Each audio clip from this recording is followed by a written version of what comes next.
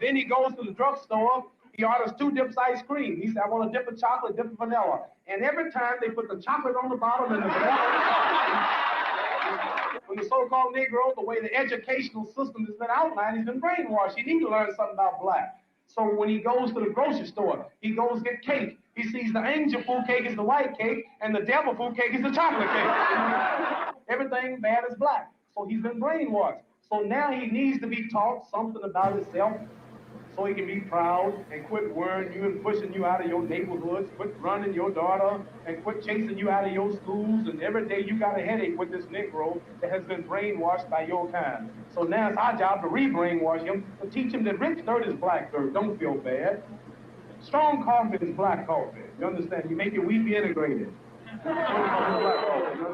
So now he feels proud. Now he's not begging no more. Now he wants to be himself. He's not worrying you no more. So he needs some black history, and he needs some black culture, so he'll know who he is and be proud to be who he is and quit worrying you so much. Welcome to another episode of You Left Shit Out. I'm your host, Compton J. Another great clip, this one from the greatest Muhammad Ali.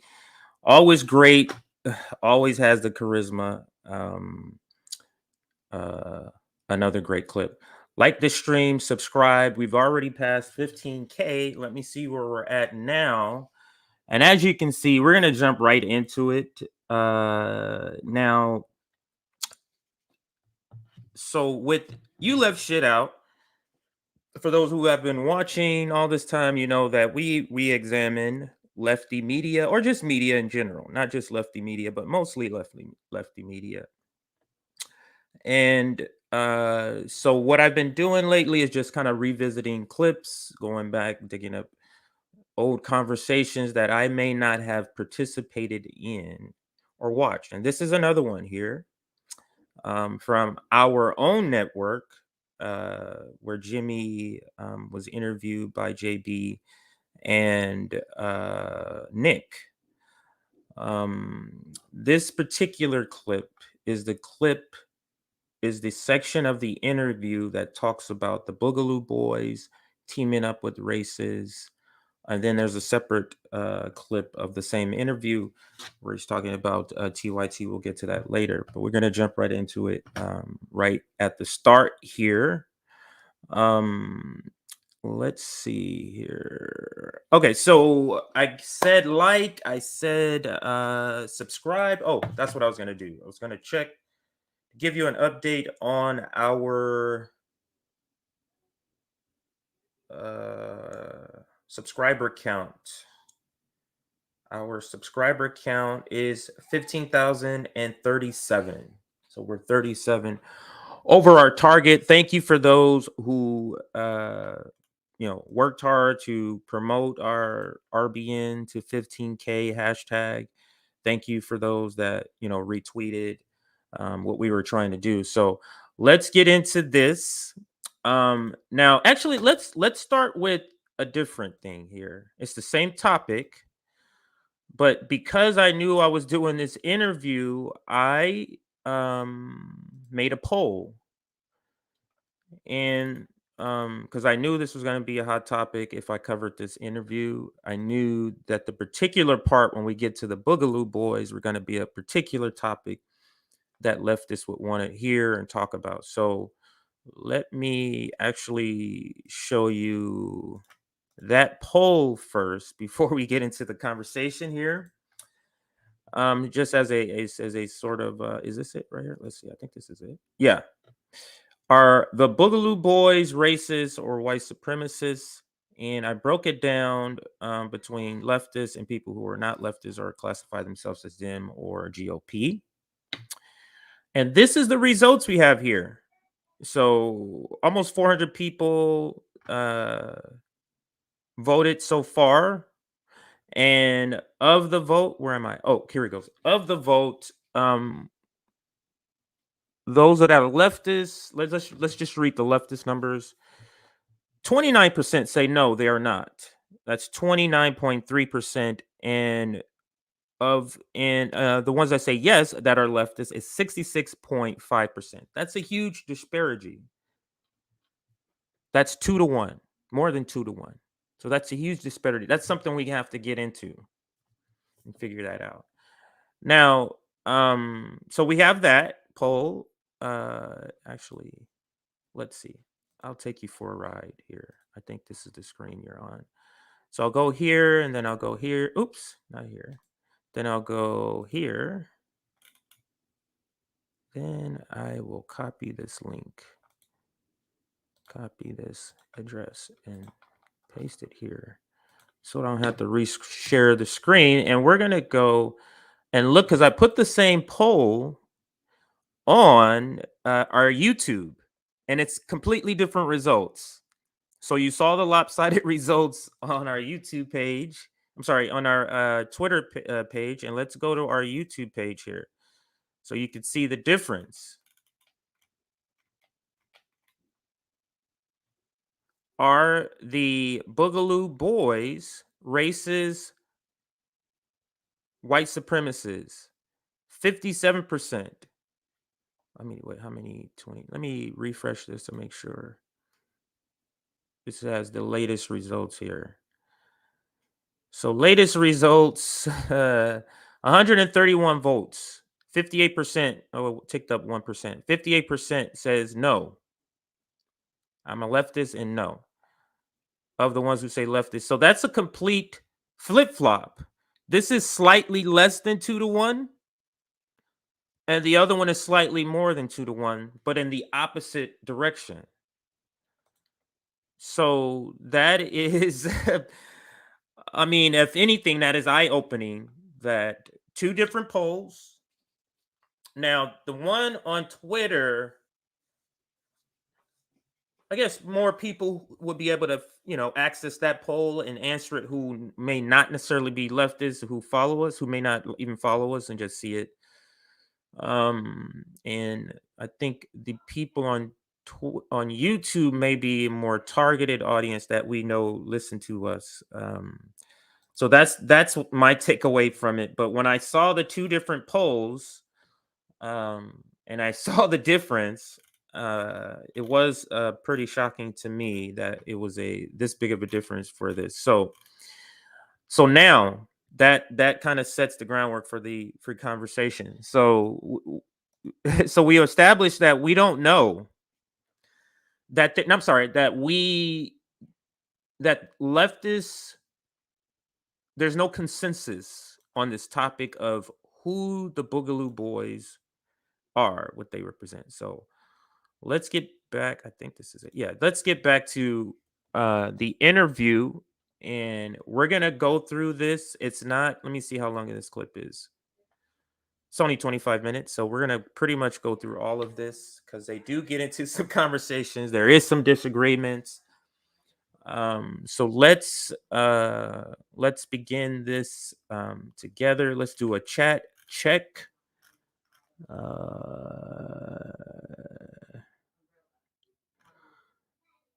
Here we go. All right. Thank you. Good evening. I'm sure where you're at to say good evening, but awesome. Okay. All right. So let's get into the conversation, and then I'm curious to see how the chat is going to go. All right. So let's begin with the video. And this is obviously being discussion online. I want to get your chance to kind of explain your mindset and your thought process on this. Because when you have the Black Panthers and we have Fred Hampton, they work with the Young Patriots. They was mostly focused on stopping anti-racism and fighting against white supremacy. So it wasn't. Okay. It wasn't. I mostly just want to get you a chance to explain your mindset, and I'm not sure where I come from. And I actually had a different stance on this than a lot of people do. And a lot of people get mad at me all they want, but I think I explain really well. And I want to make sure I get this in before you leave here. My stance, people got. So let's take the opportunity to answer this. It's an old video. So this is, I think, the 4th time I got this question. That's what this show is about. The show is about taking content, whether old or new, and addressing the topic. So that's actually what we do on this show. So, I mean, I've done old Sam Cedar interviews. I've done old Cenk Uygur interviews. So that is actually the premise of this stream or this show called "You Left Shit Out." So yes. But thank you for asking that, Sharon. She is a regular here. So let's get back to the interview. People got mad at me because I said I am willing to work with anyone if on my terms. They got mad at me for saying that.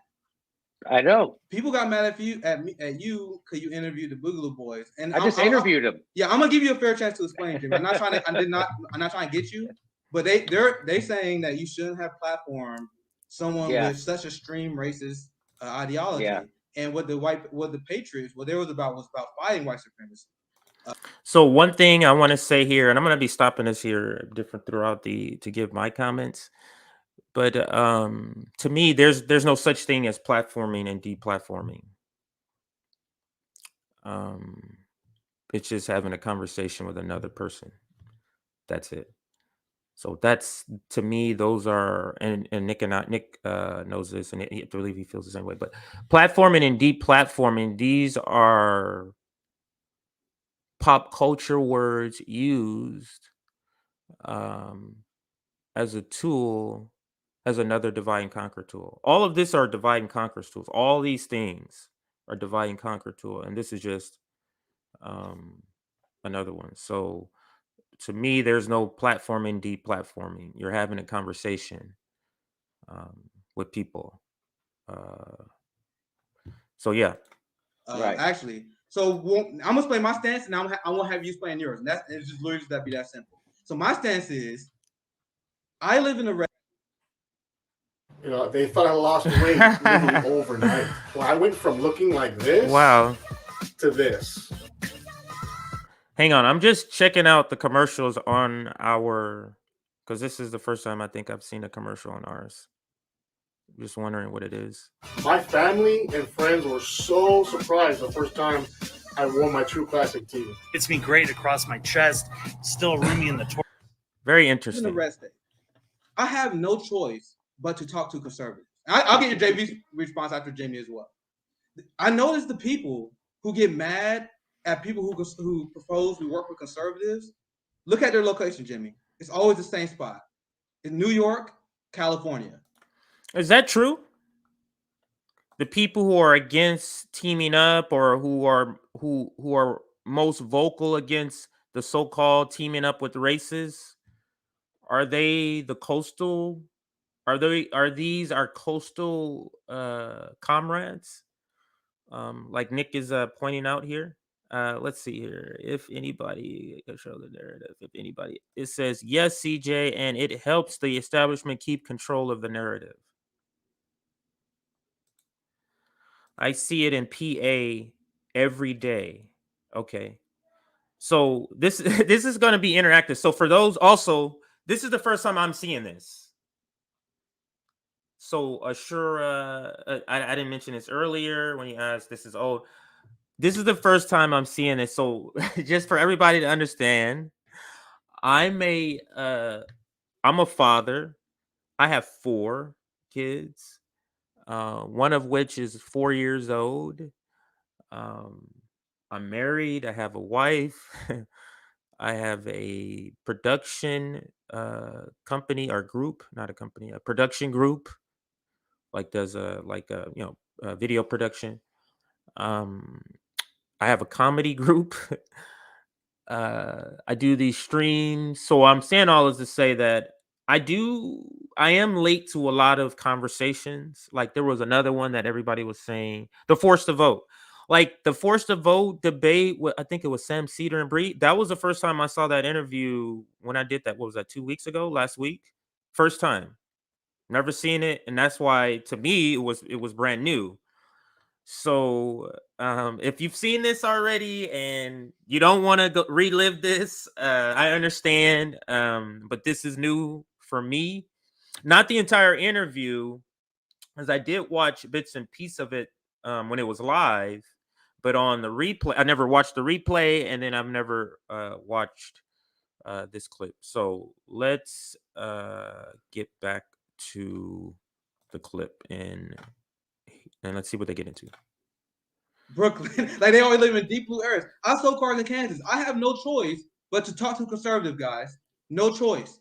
It's not an option for me to ignore if I actually want change in my community. So one thing I have, and to back up my point, why I wasn't mad at you at the outrage. I just want to address it because I know people wanted me to ask me this. But the reason why I wasn't mad is because I am a big advocate of direct ballot initiatives. Throughout the course of this conversation, we explain why we don't trust politicians. They're not the squad, Bernie Sanders. They're not going to fight for you. So I think now our thing, we need to focus on ballot initiatives. Because in Missouri, we passed medical marijuana. We increased the minimum wage. We got Medicaid expansion because of that. So if you are one of the people who lose your mind at people who propose to work at conservatives, let me propose this very simple scenario for you. Let's say you... And I'm gonna ask for your answers to this scenario that Nick is about to describe. So for those that want to participate, and it's fine with me putting your comments on the screen, put those comments in the answer to Nick's question that he's about to present here. You are working on an initiative to pass a Medicaid expansion bill, which will help my grandma, help the Black community out, save countless lives, right? You need one... R.I.P. Rest in power to Nick's grandma. She has since passed away, and we did a tough stream about how it's connected to the healthcare system. The healthcare system killed both of his grandparents. So R.I.P. to Nick's grandma. You need 1,000 signatures. Let's keep the numbers even to keep it simple. You need 1,000 signatures. You got 980.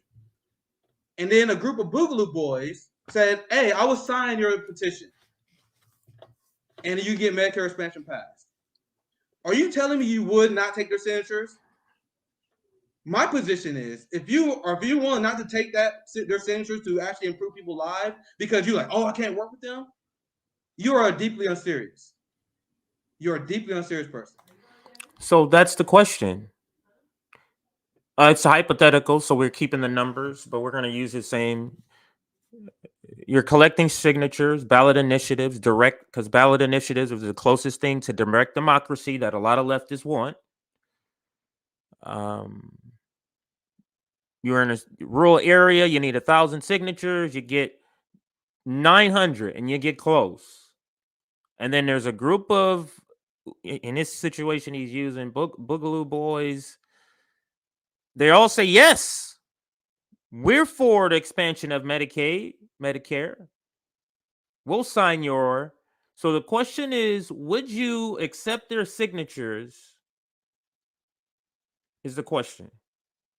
We can talk about later whether this is considered working with, because they get into this in a conversation. I gotta get into this. Nick and I get into this in another conversation where what is working with, maybe it wasn't Nick, it was somebody else, but what is working with teaming up? That is the pivotal phrase that all of this sort of confusion and disagreement come at. It's the definition of that. But let's listen. Now, with that said, actually, my bad. Let me look at your answers. So I'd force.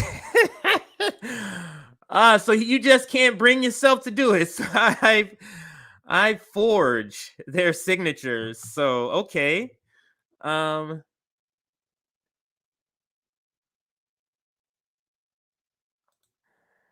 If there's someone standing on the picket line next to me holding a sign, I don't ask or care what their in-group affiliation is.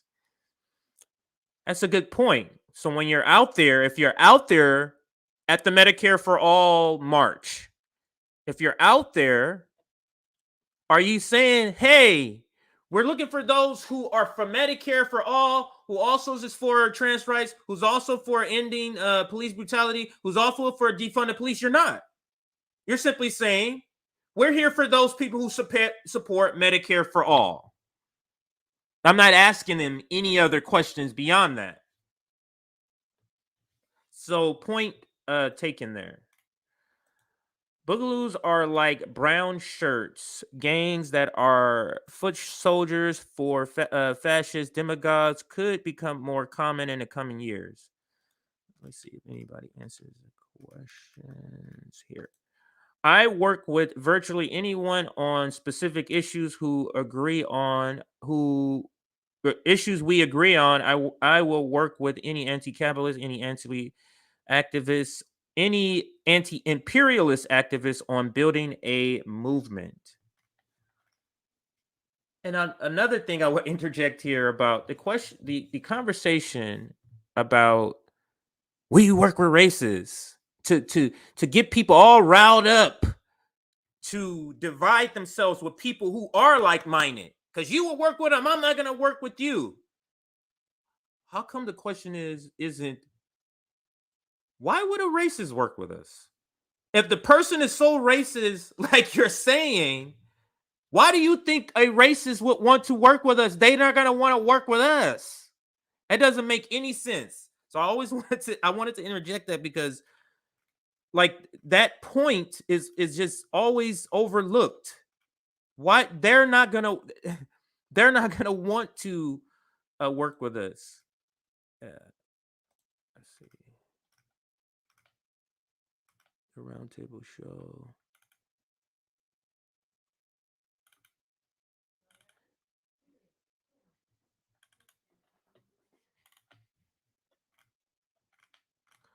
Oh, I think this one here. I can't remember if it was Friday stream. Maybe somebody who watches every single minute of streams. But yeah, I mentioned that I was going to be doing a lot of Jimmy this week. And then next week I'm thinking of making it a like a rock fin only, because we need to diversify our locations, because if something happens on YouTube, we need to have that community and another platform built up. So I'm thinking to promote Rockfin, that I might just do some Rockfin only streams all next week. But that's in the works. But yes, I did mention and also Jimmy had the thing about using Jimmy's clips is of the people who call themselves leftists, his content, if anybody will last the longest, is going to be Jimmy, because he's the biggest. So they're going to allow even more leeway with Jimmy than they would with any other channel, because of the people on the left who are saying all these anti-establishment things. His content, when they come after, because they're coming after all of his content, will be up the longest, because like it or not, he's still making the money. He has 1,000 subscribers. He has 10,000 people watching him live. So whether they like him or not, or like what he's saying, they still like money. And based on that, that's why he'll have the most leeway, in my opinion. And that's why I personally, I don't know if anybody else uses them, but that's why I personally use a lot of Jimmy's footage. So let's continue. I said that's what I mean. Jimmy is about to start speaking. Nick is just setting up the conversation. When I say work with them, because I feel like there's been muddying the waters on this issue. But they say, oh, you want to work with the far right racists? You want to work with the Boogaloo racists? I'm like, what does that mean? What does that mean? What does that mean? I can get that's why I give you the political example, because that political example is a real life offline example of what we talking about. The whole sorry, Jen, I went long, but I'll give you your thoughts here real quick. The whole red, brown alliance thing is an internet contrived nonsense that doesn't exist if you're actually an organizer. I've never seen it. I'm around lefties all the time. There is it. So I'm gonna just a few seconds and let get to Jimmy speaking here. You stay on this issue, Jimmy. So here we go. Oh, actually, let's see what other commercials come on our stuff. This is travel. So one was travel and one was, I think, extra large clothes. Just curious about the content. These are the first two times I'm seeing commercials on our on our content. But I think this is one of our most popular videos, so that could be it. Every person I've met who criticized me for interviewing Magnus didn't watch the interview. Every single person. No one who ever watched that interview criticized me because. So is there anybody here? And let's not get into a big old debate, but is there anybody here watching who has seen, is his name Magnus? This is another, I haven't seen that interview. Has anybody seen this interview and believes Magnus is a racist and believes Jimmy Dore platformed a racist? Because Jimmy is saying anyone who actually watches it knows that's not the case. So that's the question, and I'll go to Dana. I agree with Jimmy about organizing. My dad was a butcher and worked with people in UFCW regardless of political views. And what I also find funny about this is that you go to work, you find some way to figure out how to work on teams with people who you absolutely know at your job are Trump supporters, are Republicans, are this, are against whatever you're for. But you find a way to be civil and work with them on work projects. But to get things in your personal life, that can't be done. But to help make money for capitalists, it's okay. Don't understand that logic either. I don't get that. I just need intellectual consistency.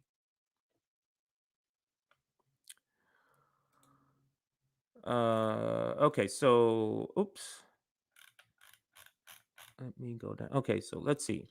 Magnus is a young lost soul who got caught up with an unfamiliar group that he does not actually represent, a group whose origins are radically different from what he thought they were. Okay. Okay. I'm not getting into the weeds with the Magnus stuff. So, okay. So I just had to think how I wanted to go. That's why I paused a little bit. Okay. So let's continue with Jimmy's words here. Because I don't know if you know, during the interview, I said, I'm interviewing this guy. I'm not endorsing this guy. I'm not endorsing the Boogaloo Boys. I'm not doing any of that. I don't know anything about the Boogaloo Boys. I'm interviewing this guy because I saw him give a speech at the state capitol in Michigan, and he was. Is that true? Did he actually give a disclaimer? This is what I find. Like when a lot of he said, she said, commotion, and then when I get down to it and I get to the nitty gritty facts, it's like, this shit is so fucking overblown. Did he say that in the beginning? Did he give a disclaimer in the beginning? The fact that he has to do that to me is absurd. This is a human who has his own views that aren't connected to mine, and he's here to have a conversation. That's it. Like these caveats, like I'm not doing that. Like on my show, I'm not doing that. To make you feel better about the conversation. Get fuck. Like absolutely not. But the fact that if that's true, if he did that, I mean, let's see. Was standing there with a Black Lives Matter person and an LGBT activist. And that's why I'm interviewing this guy. And all I'm doing is interviewing this guy. And so people, of course, want to smear me because at that time, I was pushing for forced to vote against and exposing the Justice Democrats and and AOC and the squad. And so they, again, used a smear tactic to make it look like Jimmy Dore's. And the reason why I brought him on was because I didn't know anything about the fucking Boogaloo Boys or the Proud Boys. I thought they were the same. And I don't know about the Boogaloo Boys or the Proud Boys either. I don't know much about it. Okay, let's listen to where did that comment go? He did, CJ. Jimmy was protecting his show as usual from YouTube. Oh, I get what you're saying. I had the previous question in my head, so I'm thinking like, what are you talking? But you're talking about this last question. So so he did say that in the beginning. Thank you for that, John, regular on the show, regular listener. Also, Ashura is a regular on the show. Jimmy gave a disclaimer, so those are two that confirm that. And I guess I gotta go back and catch up with everybody else because I'm behind. All right, so let's continue. And it turned out the Boogaloo Boys were invented as a counter to the Proud Boys. They're anti-racist. They work. It's so weird that we have to say, is that true? Because we live in a world where the word facts are used to describe something that's not facts, and the counterpoints, things that are opposite can't be facts if they're opposite. So we live in that type of world. So Jimmy's saying from what he understands at this point, I don't know if it's changed, but at this time of this interview, they were born out of a idea to counter the Proud Boys. Don't know much about the Proud Boys either. Don't really care about really either of these organizations. I really don't.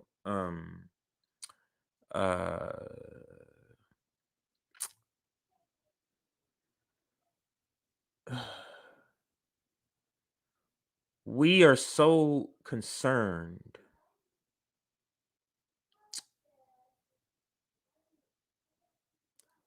about the different layers of bureaucracy on who we're going to team up with,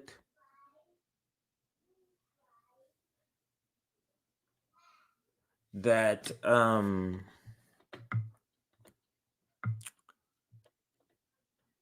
is so much. It's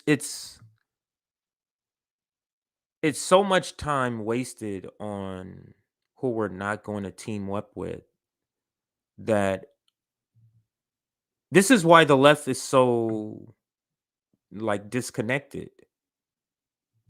It's because even even leftist group who also say that is also a leftist group, but I'm not going to team up with them, because there's still differences. It's like everybody is operating in an individual state, trying to get more people just to come to their idea exactly how it is. So that's really all we have. We have a bunch of different individual organizations all thinking their way is 100% way, the only way we're going to do it. No deviations, no overlapping, none of that. This way, and all we have to do is convince people to come here. And then that's it.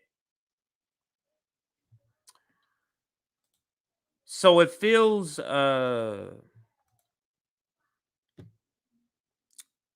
like we're just treading in water without a destination.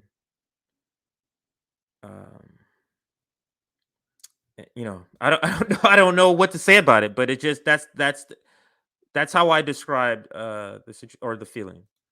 Worked with Black Lives. Now, not all of them, but it's on was because I didn't know anything about the fucking Boogaloo Boys or the Proud Boys. I thought they were the same. And it turned out the Boogaloo Boys were invented as a counter to the Proud Boys.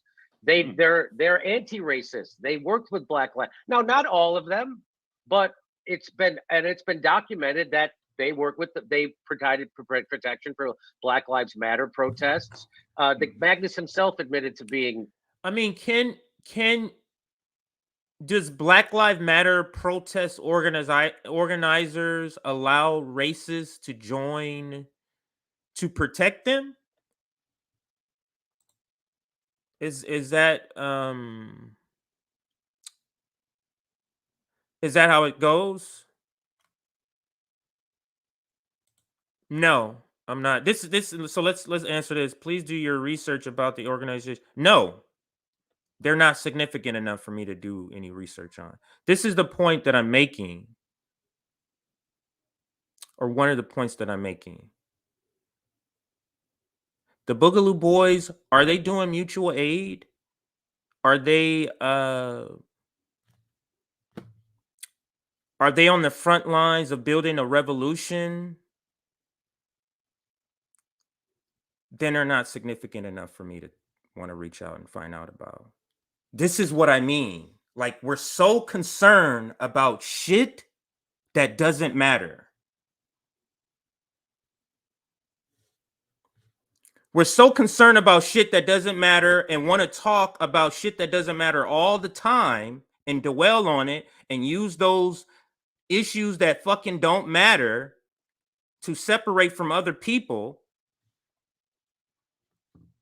What are we doing? What is this for? So we are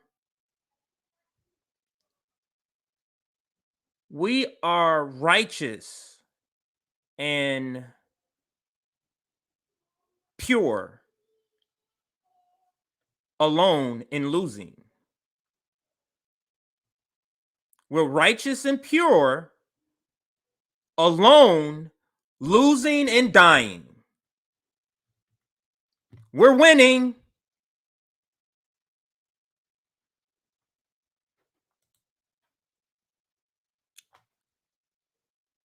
The Boogaloo Boys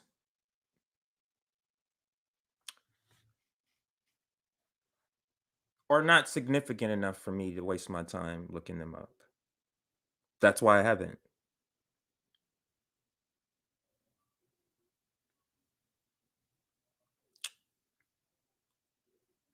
Literally, if the Boogaloo Boys was never brought up in pop culture, how would your life be different? What would be different?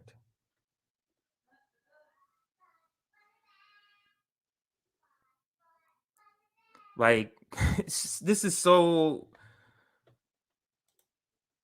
stupid to me. This is so stupid to me. But let's listen some more. Gay. He's not gay to not 100% straight, is what he said. They're anti-cop. They're anti-war. So what I try to tell people is that I've been in several unions, and the way you organize people is you organize them along common interests, and you don't show up on the shop floor and go, who here is a Proud Boy? You're out.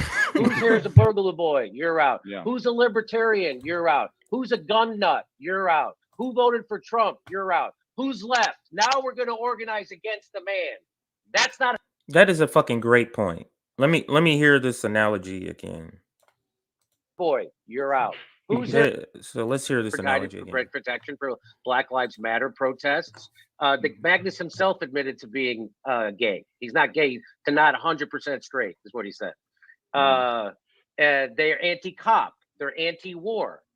So what I try to tell people is that I've been in several unions, and the way you organize people is you organize them along common interests, and you don't show up on the shop floor and go, who here is a Proud Boy? You're out. Who's here is a Boogaloo Boy? You're out. Yeah. Who's a libertarian? You're out. Who's a gun nut? You're out. Who voted for Trump? You're out. Who's left? Now we're going to organize against the man. It's a good analogy because it shows the absurdity of how some of the left operates. And this goes to the part, this next point I have goes to the part,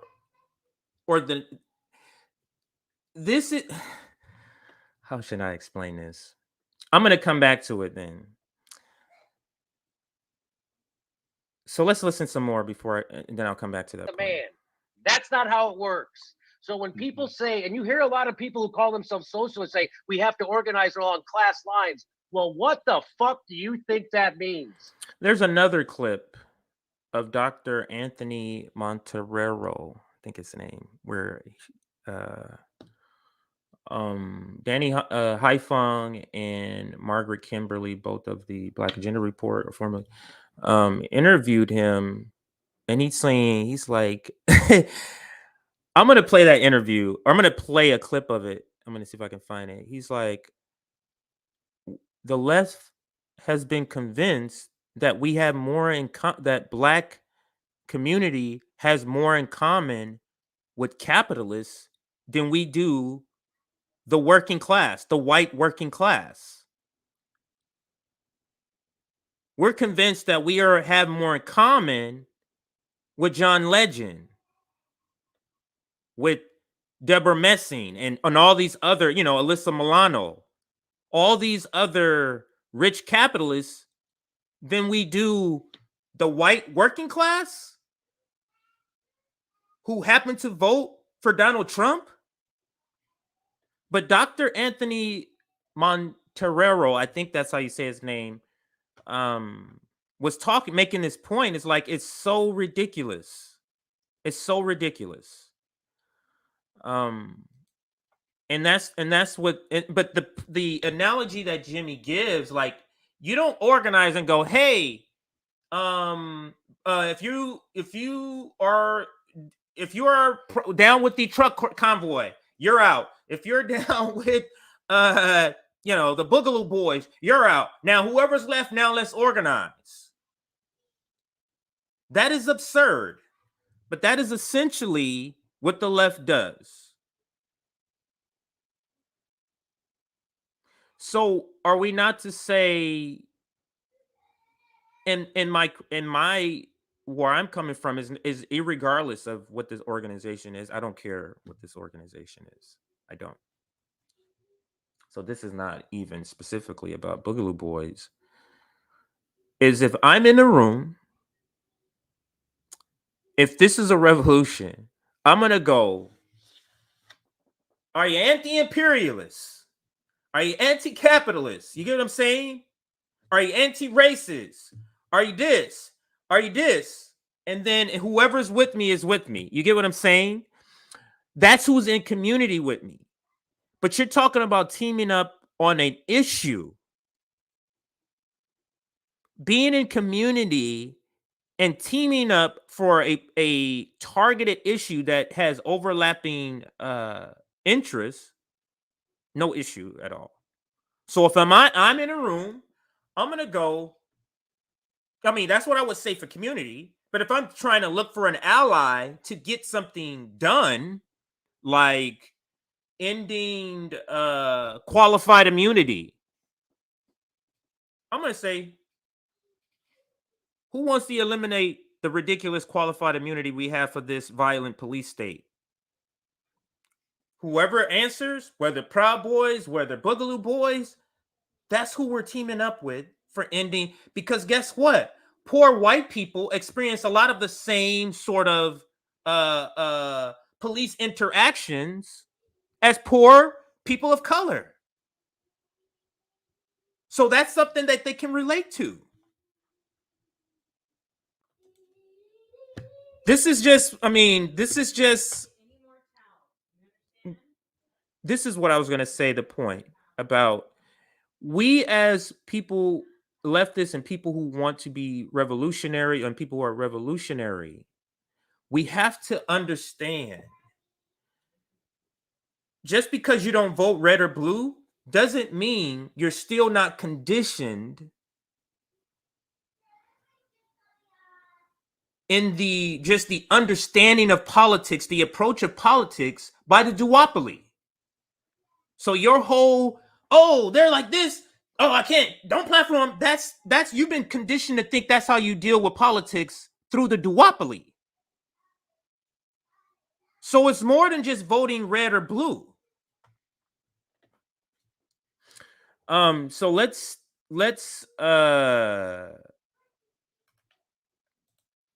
that's essentially what I'm saying. Stick to the issue, transcend the tribal.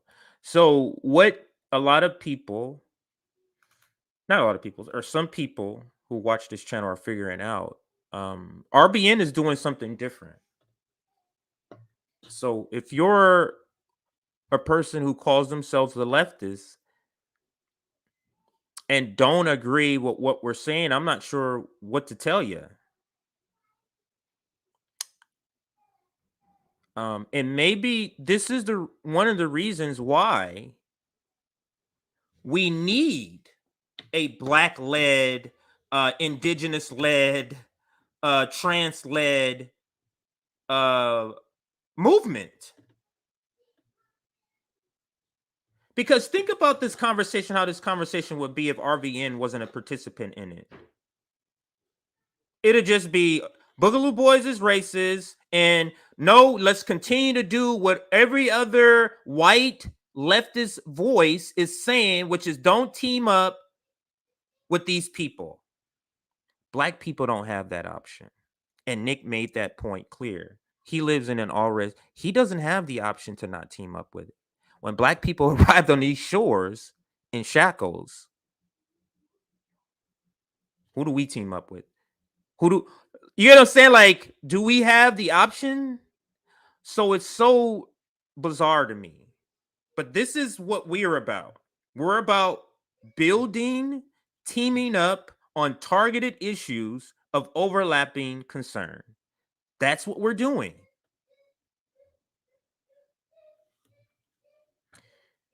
I just don't want those who are against that ideology, you think you're going to do some sort of convincing us of otherwise, because we're not.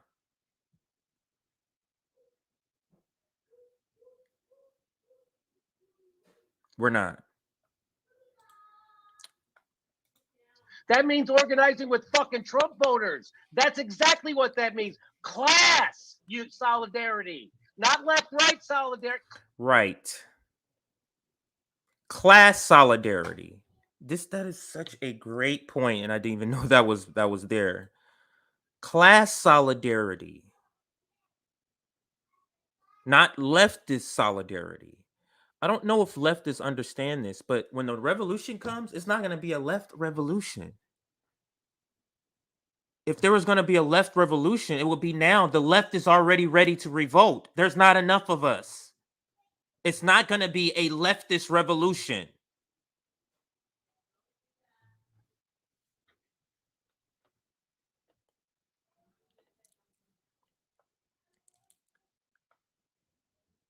Class. So let me read so you can get this whole sentence out here. So what I try to tell people is that I've been in several unions, and the way you organize people is you organize them along common interests, and you don't show up on the shop floor and go, who here is a Proud Boy? You're out. Who's here is a Boogaloo Boy? You're out. Yeah. Who's a libertarian? You're out. Who's a gun nut? You're out. Who voted for Trump? You're out. Who's left? Now we're going to organize against the man. That's not how it works. So when people say, and you hear a lot of people who call themselves socialists say, we have to organize along class lines. Well, what the fuck do you think that means? That means organizing with fucking Trump voters. That's exactly what that means. Class solidarity, not left-right solidarity, class. And that's what they can't get through their fucking head. That's how you organize. And the problem with that guy, Magnus, who's a Boogaloo Boy, is that those are the kind of people who used to vote for Democrats 30 years ago, and they aren't anymore because they've been squashed also by the fucking capitalist machine. Those guys are victims of the capitalist machine, just like if that guy's unemployed. He wasn't getting his COVID relief. That's why everybody's fucking bringing guns to the Capitol, because their livelihoods are being taken away from them. So why don't you engage them? And so what I tell people is, what is your message for that guy? That guy says he's pro-Black Lives Matter. He says he's pro-LGBTQ. He's anti-Trump. He's anti-war. You don't have a message for that guy? That's your fucking failure. And those are people trying to conflate what was that. Everybody, they wanted to make you think half the country's racist, and so we can't work with them. The Republican Party's always been racist. 3 out of the last 4 RNC chair people apologize for the fucking Southern strategy they've been doing my whole life. So this idea that racism just got invented by Trump is fucking crazy. And so they've been working with these motherfuckers. Joe Biden's a racist. The people are in fucking prison because of Joe Biden's racism, not because of Donald Trump. So that's what I say. Nobody who watched that interview with me doing that interview could criticize me, except that fucking jerk off Jerry who claims to be a socialist. And I go, what's your message for a guy like Matt? He goes, I don't have a message for him. I go, well, then you don't know how to fucking organize. That's not how organizing works.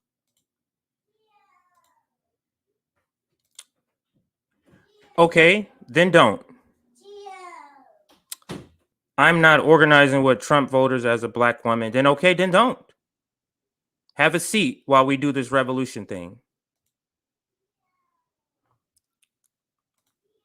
It will be a revolution by the people, for the people.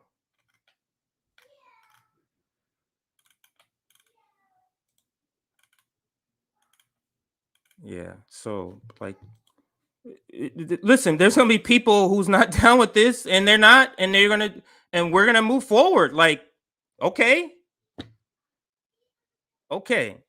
so getting, as a black woman, getting anything for our oppressed community anything that we can get for our oppressed community that involves Trump people teaming up with Trump people, you're not for. You see how unserious that is? It's the same example. So you're not going to take the signatures from the Trump supporters to expand Medicaid, in the example Nick said earlier. Completely unserious to me. And if that offends you, that offends you. I have 4 kids. Looking at a petrol dollar that has collapsing, which means the American standard of living is going to collapse. You can sit on the sidelines and pick and choose what you're going to do. Do that. Do you?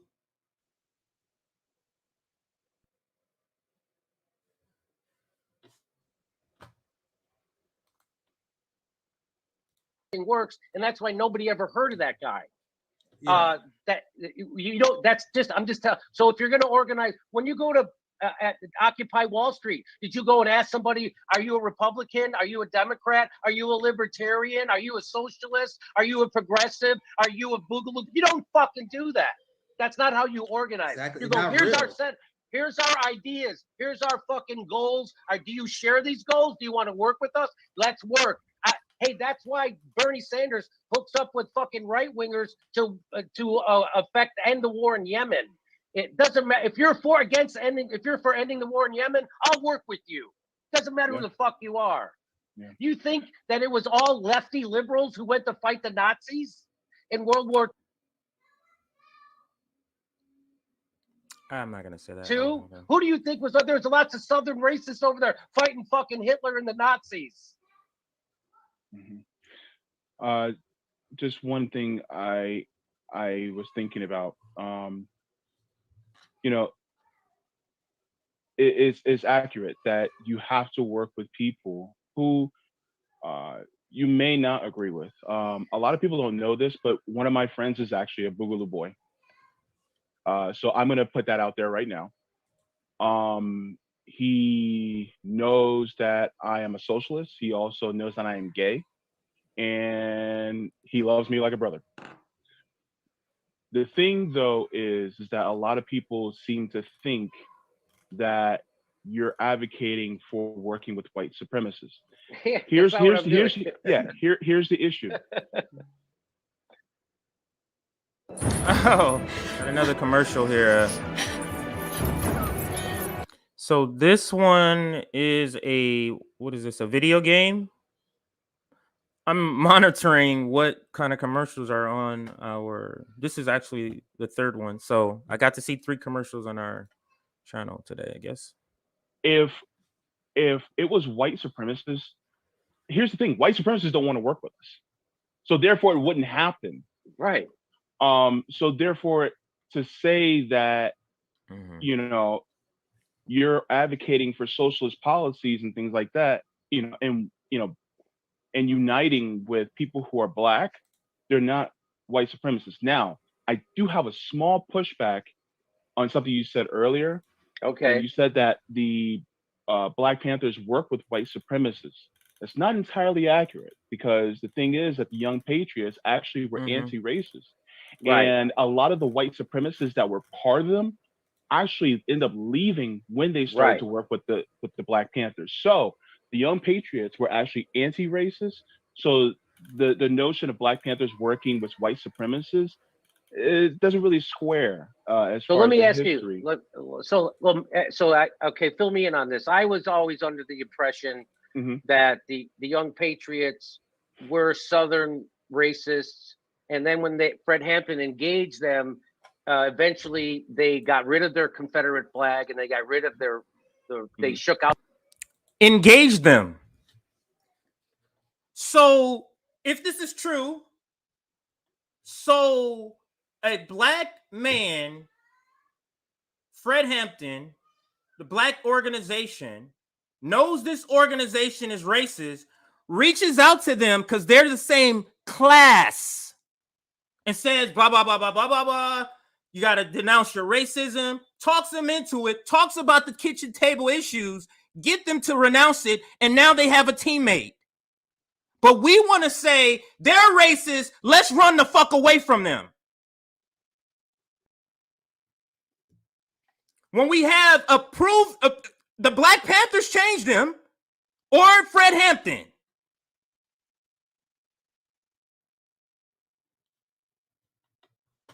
You see why they don't want us to team up? Because of the results that happened with the Black Panthers and the White Patriots. You see, if you reach out and talk to somebody who you thought was racist, who holds racist views, the same sort of tradition. Racism is a tradition that is passed on. So the child is taught racism. And for you to just act like, I'm just going to write this person off, that is so against the Black revolutionary spirit. That is so against that.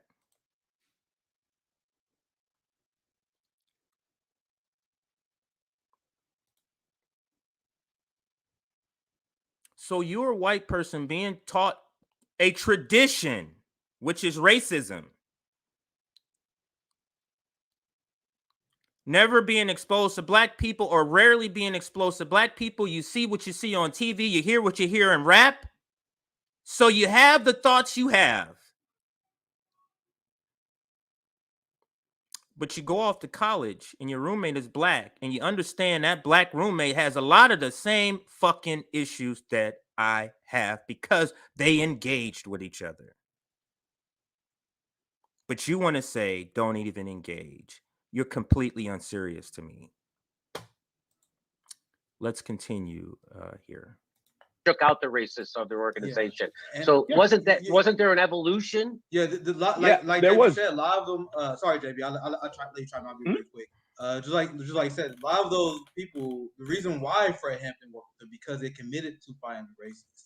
That's why that's why there was a little bit pushback, because people say you shouldn't work with people who are still pushing hardcore racist policy. Yeah. The only thing I would say, and Jimmy Dore said this a little bit earlier, and I'll pass it right back to you, JB, because you said Joe Biden's a racist. So you guys gotta understand that what gives you the automatic assumption that I think you're not racist?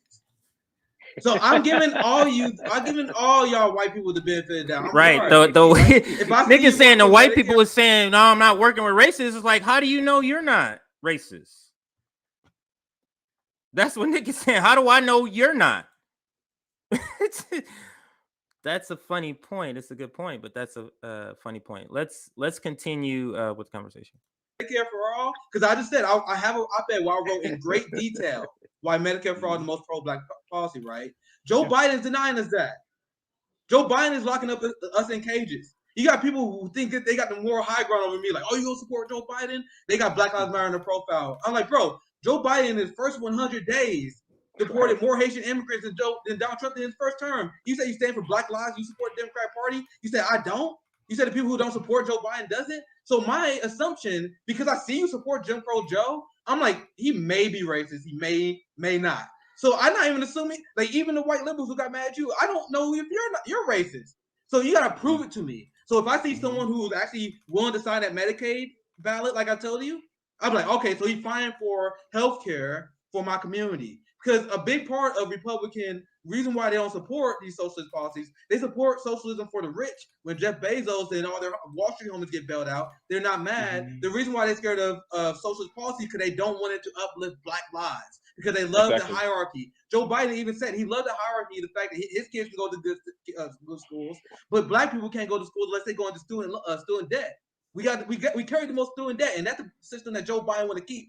But you want to say right. you prop up Joe Biden, who want to keep this system that keeps us down. I can talk about this all day, so I'll go to JB. JB sitting there like, but Nick gets hyped up on this. Prop this guy up who keeps us down with the bankruptcy bill and the crime bill, and them people that think that Donald Trump did more damage to the black community in 4 years than Joe Biden did in 40. Bro, the crime bill and the bankruptcy bill did more damage to the black community than anyone else. I dare anyone else to find any public servant that passed any legislation. That's right. That will get that done. Because Marjorie Taylor Greene is never going to get that passed. She's That's right. ineffective. Think of this.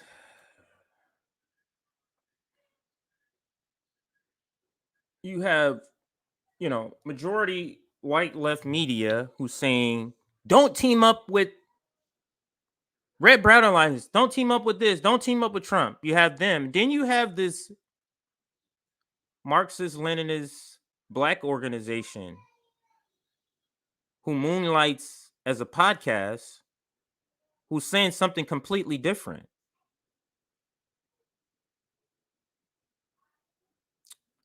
Who's saying, no, you should be teaming up. Now, maybe the white left media has never been seeing this or preaches against this because it is not their class.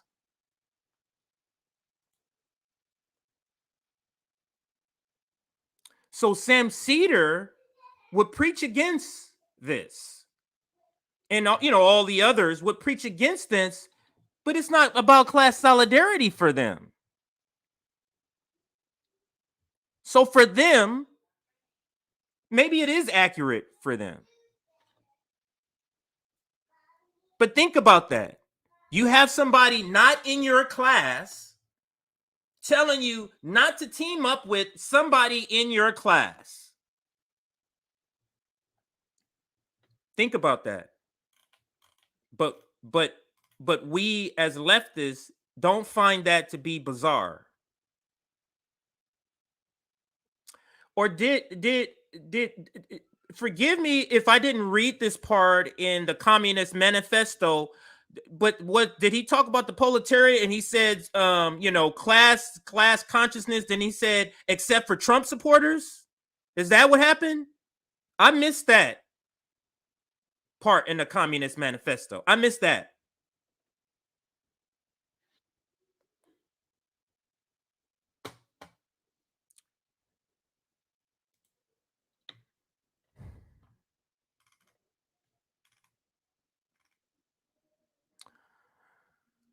Let's continue. Joe Biden is an effective, smooth politician, despite how he plays. He knows exactly what he's doing, and he gets this stuff passed. But anyway, JB, I need to stop ranting. And we let you go, Jamie. I want to get JB here, and then we send you off here soon. One point I want to make to and anybody that's watching, liberals can be white supremacists too. Exactly. I want you guys to think about that. Liberals can be white supremacists too. I want you guys to and white supremacists can also be black. Because I want you to look at Candace Owens. I want you to look at Kamala Harris. I want you to look at Tim Scott. I want you to look at all these people. Yeah, I'm not teaming up with Trump supporter as you go and team up and work with Amy Cooper. Remember the racist liberal who called the police on the black bird watcher and was trying to lie about it? Fuck the guy, the poor white guy who was a Trump supporter. Fuck that guy. Let me go team up with Amy Cooper, the one who shouts Black Lives Matter, but then calls the police. Come on, man. This shit. Yeah, let's just go. Let's continue. These people, there are some black white supremacists out there as well. And so for you to try to say that liberals, they're not really racist, or you try to, square the circle with thinking that, oh, they're just neoliberal, but they're not white supremacists, wrong. Because if it goes against because a lot of times they will use class divide to attack us, because then they want to use the poor whites as their attack dogs. Let's go here. Yeah. So if you're that's right. poor and white, are you sick and tired of being used by the elites? Mhm. I hope you are. And we're sick and tired of. That's such a great point that I believe JB is making here. We have the capitalists who the poor people of color are teaming up with. Go back to this point that JB says here. Oh, they're just neoliberal, but they're not white supremacists. Wrong. Because if it goes against, because a lot of times they will use class divide to attack us. Because then. Right. So this is the point I was making. The capitalists that we've teamed up with as a black community is telling us not to go team up with the white people who is in our same class, because those white capitalists need to be able to use Trump supporters as an enemy in this narrative. The Democrats need to be able to paint Trump supporters as racist. So we can't have black people teaming up with them, because they need to be able, that is their I guess scapegoat, for the lack of a better word. I'm going to be switching up interviews in just a second as I find the other one. But let's listen to the final point from JB, and I think Jimmy has one more point, maybe, because there's another 10 minutes left of this video. It has to be more. They want to use the poor whites as their attack dogs. Yeah. So if you're right. poor and white, are you sick and tired of being used by the elites? I hope you are. And we're sick and tired of also being attacked. And so let me say this. If you are for... Hi, my name is Alina, and I would like you to give you a few reasons why you should consider dating a young Slavic lady. You can choose a potential spouse from Ukraine, I'm Russia, looking. Belarus. Geography is boundless. There we go. I was on the other screen. Class solidarity. If you're for defunding the police and the road to abolition, if you are for gun rights, not just for white people, but also for black people as well. If you are for rights regarding LGBTQ, if you're for getting rid of these for-profit wars, if you're for people who are immigrants coming into this country to have the right to be able to seek asylum and things like that, and if you want to work with me, okay, but white supremacists don't want to work with me because they don't like to have any unification of those issues. So I want to say thank you. That is something. Anytime that is brought up, just say, I wouldn't worry about it. Those racists don't want to work with us. It's such a, to me, it's such an obvious tool to use to separate people. Because obviously a racist, if they're that race, they're not going to want to work with us. So the point or the question is moot because they're not going to want to work with us. So anyway, let's continue. Thank you to Jimmy Dore for giving me that clarification, because I was a little nervous about that. And I'm gonna be real with you. I don't watch your show. I don't watch your show. It's okay. I'm gonna be real, because the thing is that I just never took the time to do it. And part of it is because, there's sometimes people say things and it kind of gets into your brain and it's like, well, should I, shouldn't I don't know.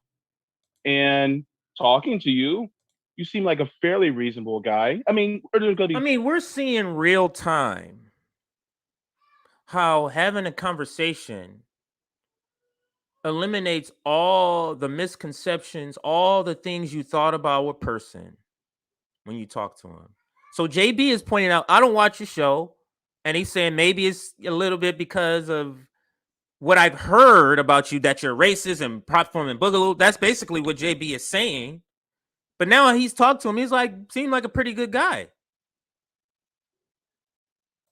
These things where we disagree on, but for the most part, you know, I think we agree on a lot. You see what happens when you have a conversation? You see what happens why RBN is against saying, nope, I won't have the conversation. We're against that. Humans have the majority in common. So if you have conversations, you can figure out what those things are. If you don't have those conversations, you can't. Let's continue now.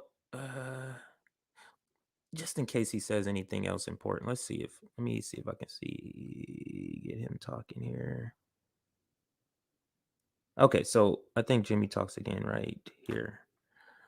You know, what I try to tell people is there's racists in my family. I got a big family, a lot of racists in my family. What am I supposed to do? Stuff. But what you do is you always engage. I mean, I grew up in a racist neighborhood, right?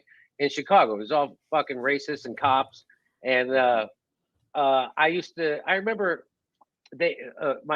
some people would say to me, some white people would say, you know, Jimmy, I'm not racist, but you know, when those black guys act like that, it just brings it out in me. That's what they would say. They would say shit like that. When they act like that, it brings it out in me, right?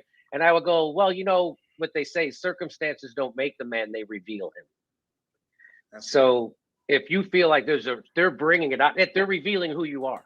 You're revealing that and they don't, because no one wants to think of themselves as being small-minded, petty, or racist. I'm not a racist, just those assholes, right? So I would kind of hold a mirror up to them. Like, no, that's actually who you are. And that's who I grew up with, right? That's who everybody I knew for the first 30 years of my life was like that. So you need to, this idea that you shouldn't platform, this idea the platforming has become a toxic word. I don't believe it. That's all bullshit. I grew up watching Phil Donahue interview the KKK and fucking David Duke, and you don't you just give people more power by pretending right. Donahue, a lot of those clips I post on my Twitter, in particular about Sister Souljah, they're from a Donahue show. You're talking about a talk show. They would bring on KKK members to have conversations. And that is a lost art, or a stranded art. Maybe it's not lost. You have to get that back. That some of the conversations that happened, like what Sister Souljah was speaking about on her show, Dr. Cornel West was on it. It was a young version of Dr. Cornel West. He was the far left person. Sister Souljah was. But just to Jimmy's point that he grew up on Donahue, so he grew up on people having these raw conversations that it simply that it's not here anymore. You engage them. Either you engage them to expose them, or you engage them to expose them to your ideas. That's what a lot of people. Because I'm critical of the Democratic Party, a lot of self-described conservatives watch my show, and I've turned them, right? They've like, oh, I didn't think I thought this way, but now I get it. I get what you say about cops. I get what you say about the foreign wars. I get what you said now, and the healthcare for all. And they start to turn.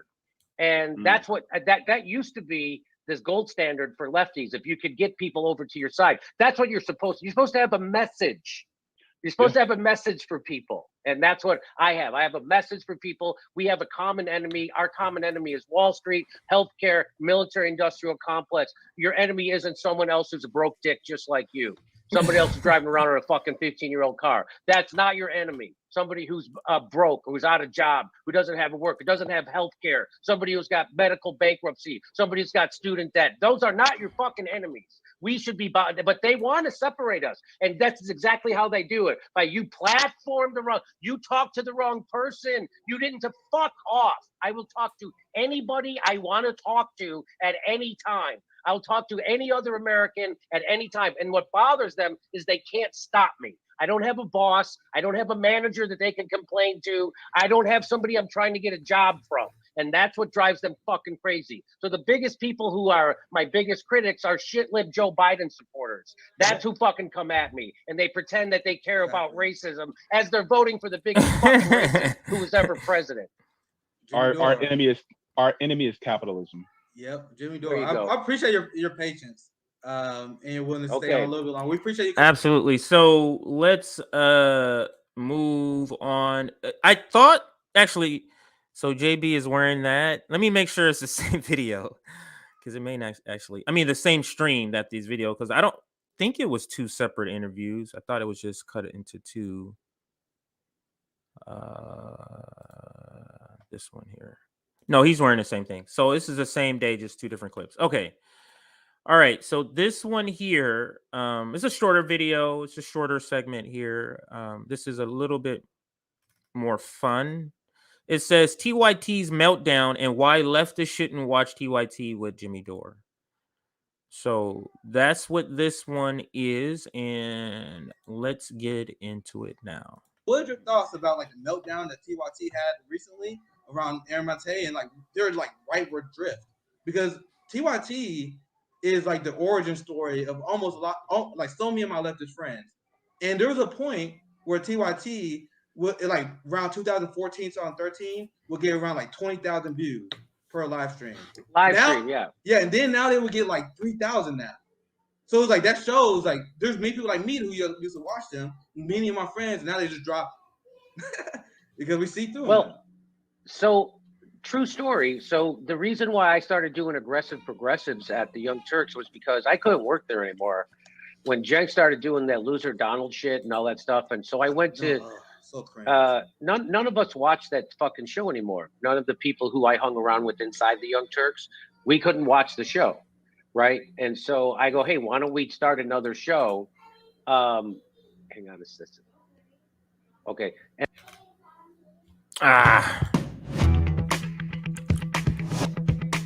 So PayPal is another one that advertises on our thing. Okay. Show, and we'll put it on after the main show, and it will debunk all the stupid shit that they're saying on the main show, right? Or we'll actually cover the issues of the day instead of doing 55 minutes on Donald Trump out of the every hour, which is what they did, the Young Turks. And that's how bad it was. Like that, me and the other people who did aggressive progressive couldn't stand that fucking place, right? I couldn't stand the show. So again, right when the show's supposed to air, Jen puts it behind a paywall. So that was anyway. So I guess my point is that they lost us. We were their core. They lost us in 2016, right? When they couldn't wait to get on the Hillary Clinton train. Couldn't wait. And now I realize it was because he was trying to get Hillary Clinton donor money. That's what that was all about. He was trying to show everybody, look, I'm a good boy.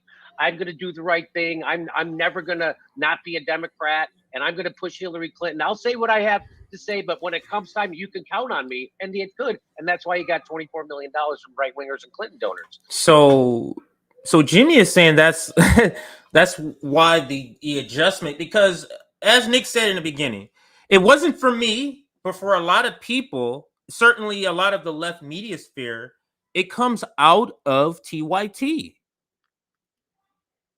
But it's just like the tale of any organization, left organization with any sort of level of success, it was co-opted.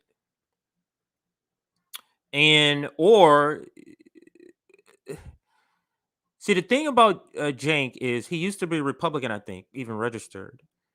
So do we think all the things that made him say, I'm a Republican, all the thinking, all the ideology, philosophies, do we think they all left? Just because he said, hey, now I'm a leftist? So that's why I feel like it was always a slippery slope for him to go down this route and to take the network down this route, is because he always had those ideas in the back of his head. So it's not the pivot is not that big. So Jimmy is saying the reason the shift is, he was trying to get this Jeffrey Katzenberg money. And he got the money. So let's listen to what else Jimmy reveals about TYT. And so I don't know how you could watch that show. They literally smeared Julian Assange in 2019 or 20, like they repeated a bullshit story that Paul Manafort visited Julian Assange inside the Ecuadorian embassy 3 times, and there was never a picture of it. The most surveilled building in the world, there's no picture of him doing that. But the Young Turks repeated that CIA bullshit planted story in the Guardian. We debunked it in real time on the Aggressive Progressives as they were pushing it, and Cenk Uygur saying Julian Assange has picked a side and he can't be trusted. Do you realize the irony of that? That Cenk Uygur, a guy who could not be a bigger partisan, is saying you can't trust another newsman because they are. And first of all, he didn't. Julian Assange was being persecuted. They were trying to kill him. Donald Trump was literally trying to kill Julian Assange, and Cenk Uygur saying he's siding with them. What a fucking moron! And that I don't know what that was about to get. So my point is, people were leaving the Young Turks all along. And then when Forced to Vote happened, that was the end for them. Their own audience saw right through what they were doing, that they were just there to prop up the Democratic Party, to run interference. They always claim they want to fight. And when the moment came to fight, they fucking poured water on it and they kneecapped the fight. And their own audience, they did a poll on Forced to Vote, and 85.6% of their own audience was for Forced to Vote. That, if you round up, that's 9 out of 10 of their paying members saw what they were doing. Wow. Wow, that many. So 80 some odd in this poll of their own paying members say they're for Forced to Vote. And now that's why you're no against one watches their fucking show anymore. I get twice as many. I get 10,000 live streamers to their 4,000. And so you go from 20,000 live streamers down to 3. What is that conversation like in the in the office for the meeting? Hey, we lost 17,000 live streamers. Well, what happened?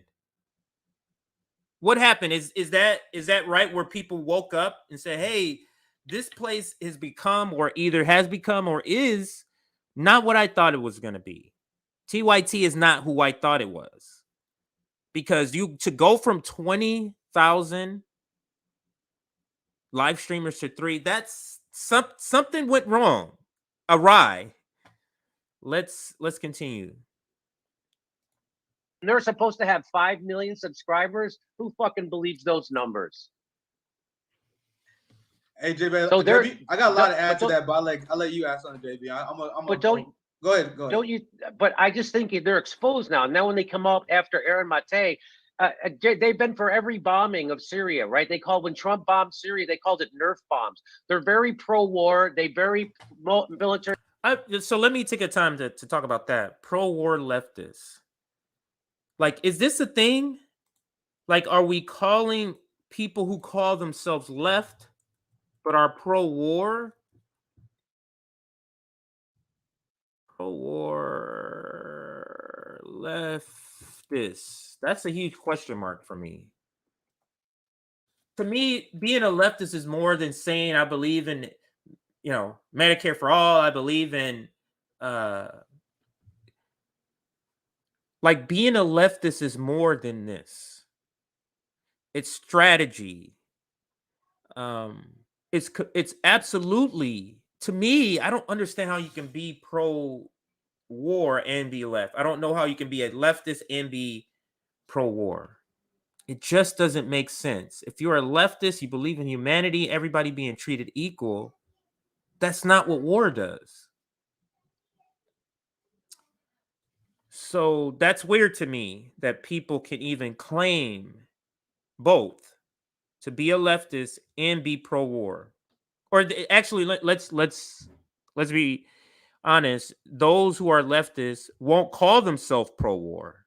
They just they make comments like, in this circumstance. So they want to make it seem like it's just in a specific circumstance. And to me, anti-war is anti-war. Let's see. Pro-war leftist is a typical Democrat pastime. Yeah. That is absolutely true. Great point. Creative experiments. Neocons just started saying they were the left and everyone believed them. Exactly. Fox News use it the left all the time to refer to them. Leftists should always be on the side of diplomacy and fairness, not war and propaganda and killing free speech. That's yeah. So it's like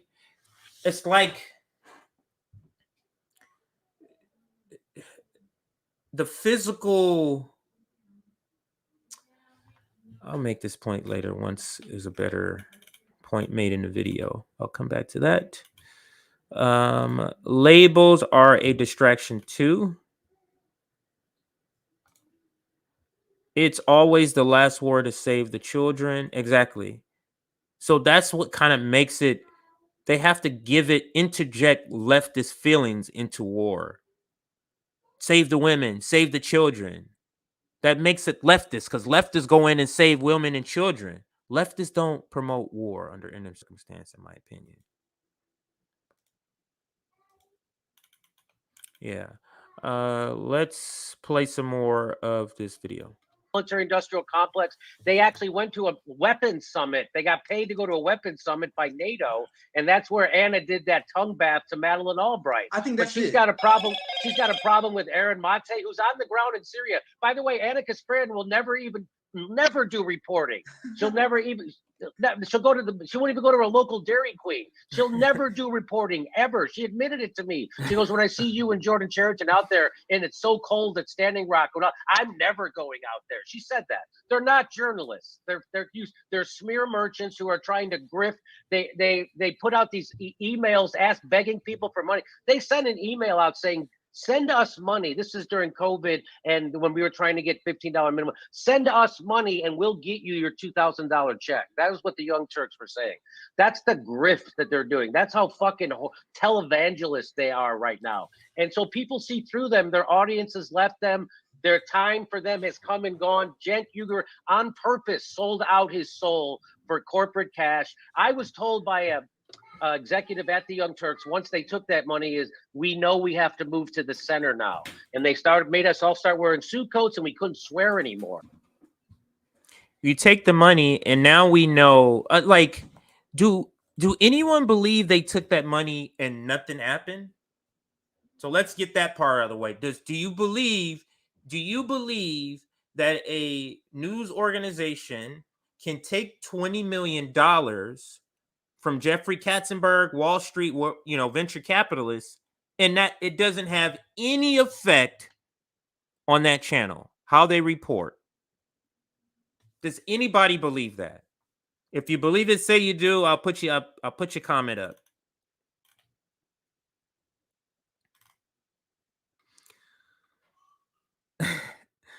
Not saying I don't think anybody believes that because it's completely absurd.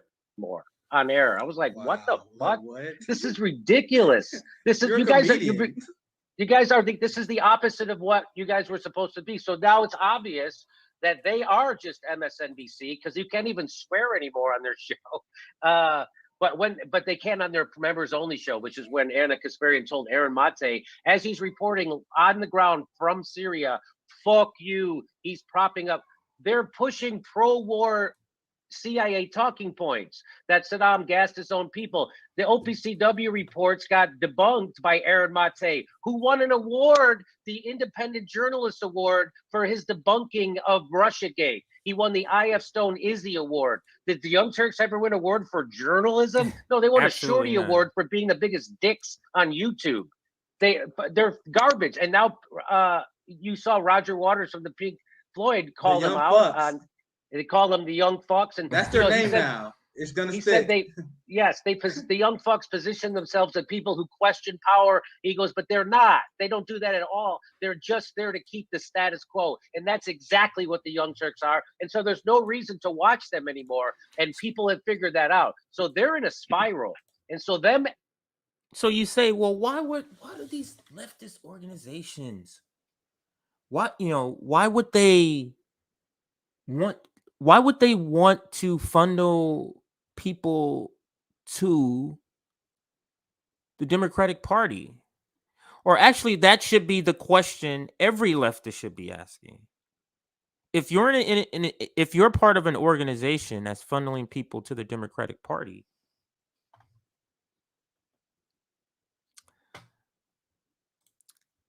I'll come back to that. I'm not going to make that point right now. All right, so let's continue with the video. I'm going to come back to that point in just a second. Them lashing out at the Gray Zone and Aaron Mate was because they know Aaron Mate and the Gray Zone are on the rise, because they're doing actual journalism that pushes back against the pro-war imperialist narrative. The Young Turks are imperialists. Yes, I think that, and I'll pass it to you, JB. I won't get you in here. But now that you mention it, I think that's what did it. Because I remember I posted a tweet with Anna with Mattering with Albright. I think that's probably why she blocked me. Now I think about it. But go ahead, JB. What you about to say?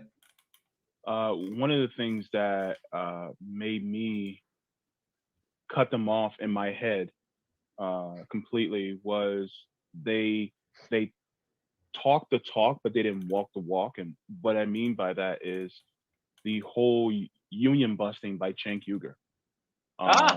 That was something that, to me, it was like, wait a minute, you guys are supposed to be progressive, but you're busting unions? And so to me, that was like, wait a minute, no. If you truly are someone who's on the left, if I was a business owner on the left, I would be encouraging my workers to start a union because I want to make sure I'm as fair to them as possible. And another thing that ticked in my head was when Cenk Uygur said, I'm a capitalist.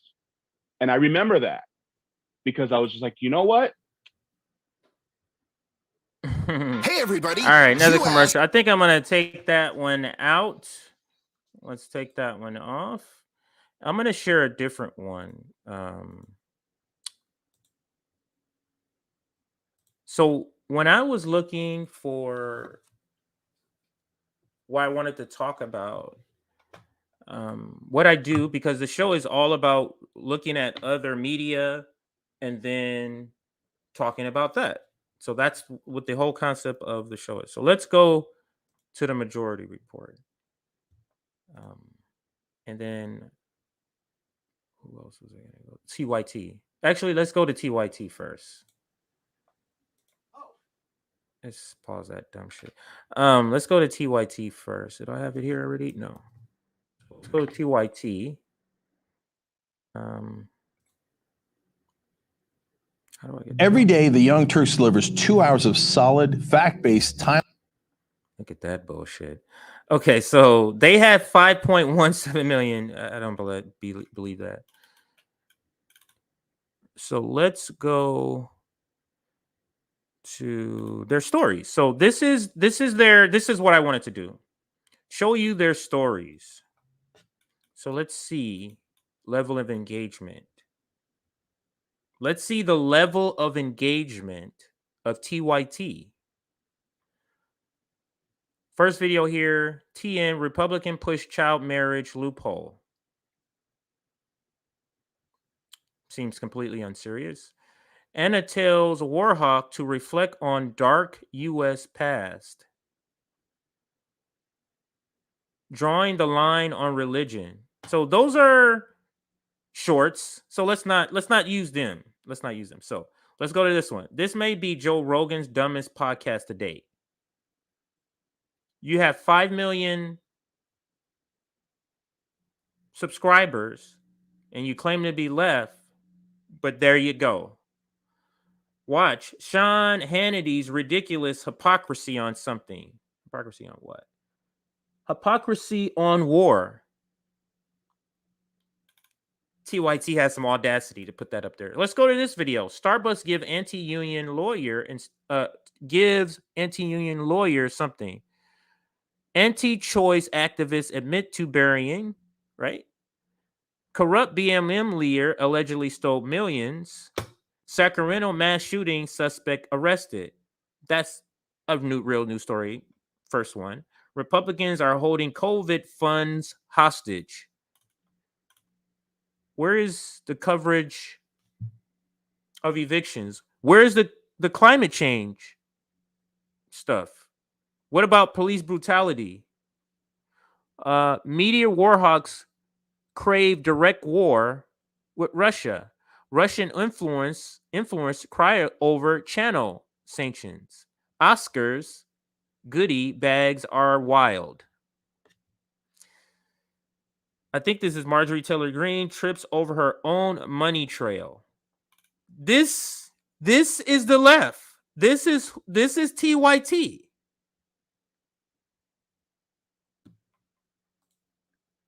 Completely unserious. And I'm going to end with this guy. I think it's Christo.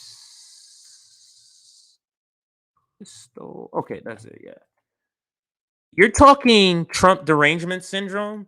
If you've never heard of Christo Aviles, this is Trump derangement syndrome. Look at this.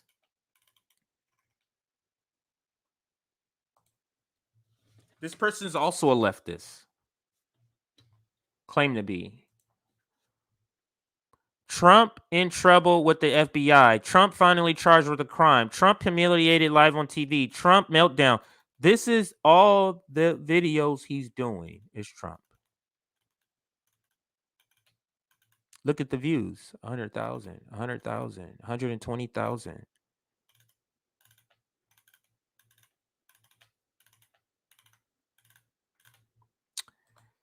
Just terrible. But these are the people, because this stream was about teaming up with people.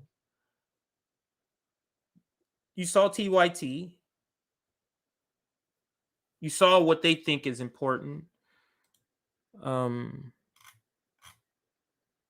we're supposed to team up with these people. And I just don't see it. And they're not class conscious, and they're not part of our class. I don't get it. But this is going to be the end of this stream. I'm a little tired here. I need to get some sleep. A little girl is sick, and she's feeling better now, but she was sick last night. Yeah, the butt Trump.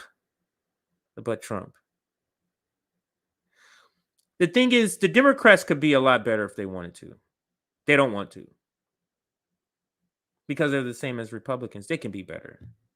It doesn't take that much to offer more. You're offering nothing. So this is the outlook for us.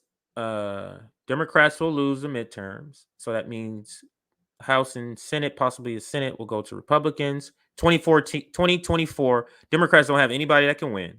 Kamala's going to lose. Joe Biden, if he survives, is going to lose. So 2024, we're going to have these people, these same people, some sort of, they're going to reawake, refocus. So maybe we can revisit the topic of teaming up with them then, once they're waking out of their slumber again. Let's throw some comments on there before I get out of here. Thank you, sir. If you didn't know, today's final stream of the week. I go Monday through Thursday. I'm thinking maybe next week might be a Rockfin only week. Yeah, he is. He's terrible. What happened was, so I looked it up because I knew this person before. I knew this person before they jumped on this. Let me share it. Before they jumped on this Trump derangement, and what he did is he picked up on getting a response. So let me see. It's a lot. I can't believe it's this many. It has to be several hundred videos, just Trump shit. He would do regular videos, and then he did a Trump video, and that shit blew up. So he started doing a little bit more, and then he just went all Trump. I can't believe. Look at how long I'm scrolling here. Look how long I'm scrolling here. Like, this is just absurd. Absurd. So here you see a couple of different ones with his kids. And he went full on just doing Trump. I can't believe I'm still scrolling here. This is all just in 3 months. How about 3 months? So if it doesn't, I didn't realize. I thought it was like gonna be here, but Jesus, this guy, this is just absurd. But obviously he picked up on the views that, hey, if I do a Trump video, this is completely deranged. Anyway, I'm gonna stop there. I'm not gonna keep scrolling. It's completely deranged, just ridiculous. But this is the person, if Trump wins, is gonna be awaken again. So I guess that's the only hope we have of teaming up with these people. Yes, you missed Jimmy already. I was watching. Wait, which one? Oh, the Chris Avilas. That was Chris Avilas station. Somebody's name. Put his name in here somewhere, I thought. Yeah, it's pretty bad. I think that's his name. Crystal. So look it up. Or I'm sorry, or you can YouTube it. Oh, you never heard of him? Yeah. Like he used to have like, I can't remember, 8,000 subscribers. His videos would do like 1,000, 2,000. Then he started doing these Trump videos. Now he's getting 100,000, and I think he's at like 100,000 subscribers, all from Trump videos. And to me, it's a case study in propaganda, how effective propaganda would be. Because look at how many people, when he was doing other regular stories, nothing. But when he starts doing that, you see how they gravitated to that? Even the algorithm was pushing it, obviously. So yeah. So anyway, let's get going here. Thank you for those on Rockfin. Thank you for those on Twitter.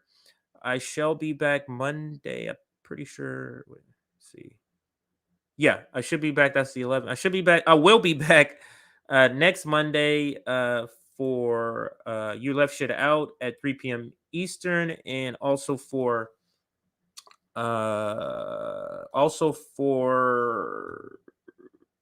Nick and CJ show. Almost lost my train of thought there. Also for the Nick and CJ show. I'm going to leave everybody again. Oh, like this stream, subscribe. Let's see what we jumped to. I told you what we were before the stream started. Usually we'll gain a couple of subscribers. Now we're at 15,040. So I think that's 3 or 4 subscribers we gained during the stream. And I'm going to play a video here. And this actually, wow, I got some good videos here. The one I'm looking for, I may not find it, so I may play a different one. Is it? No, that's not it. All right, I may just end up playing you something regular. I have so many things in my bookmarks; it's just too many. So when it goes to trying to quickly find something, sometimes it's hard to do. So let's go ahead and end the stream here. Again, thank you for watching. I do have a video, but oops, let's take that out. I do have a video, so we will end with the video, and I won't come back after the video. So everybody have a great rest of your weekend. And this one is Shirley Chisholm explains how she was treated as the first Black Congresswoman. She was born in 1924, and we're gonna play this here as a farewell. Everybody have a great rest of your weekend, a great rest of your Thursday.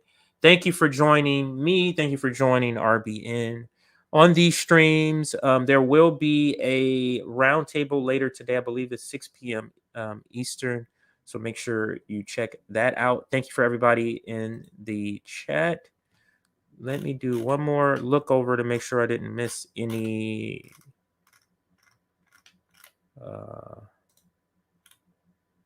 super chats, because I didn't have this up here.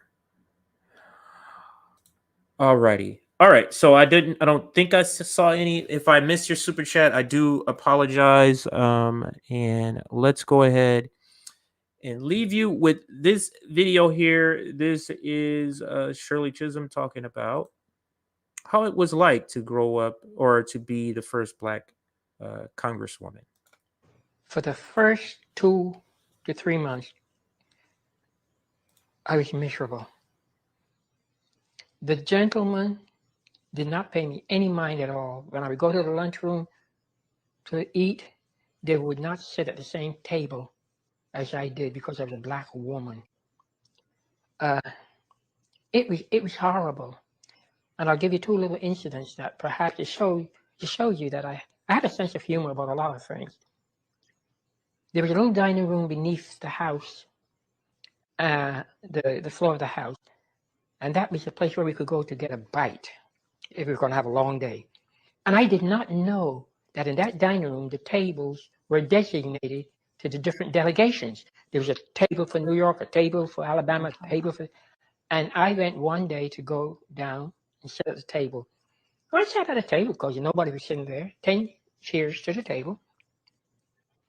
And I ordered my lunch. I was very hungry that day. And I got dessert and salads and a little bit of everything put on the table. And I always took the New York Times and read it while I was eating because nobody would sit by me. So this day, I felt something hovering around me. I looked up, and if looks could kill, I would have been dead. Because I was seated at the Georgian delegation table and didn't know it. Oh my goodness. All tables. I was at the Georgian delegation table and didn't know it. And this man stood up and looked at me and said, "You sit at the wrong table." I said, "What did you say?" He said, "I say, you sit at the wrong table." I said, "What table is this?" "Yeah, your delegation." Oh, I said, "But you see, the tables do not have any labels." I didn't know, but tomorrow I will find out where New York sits here, and then I will go to New York. So I continued to eat. And he continued, "I say, you sit at the Georgian delegation table." And I said, "I say, if you don't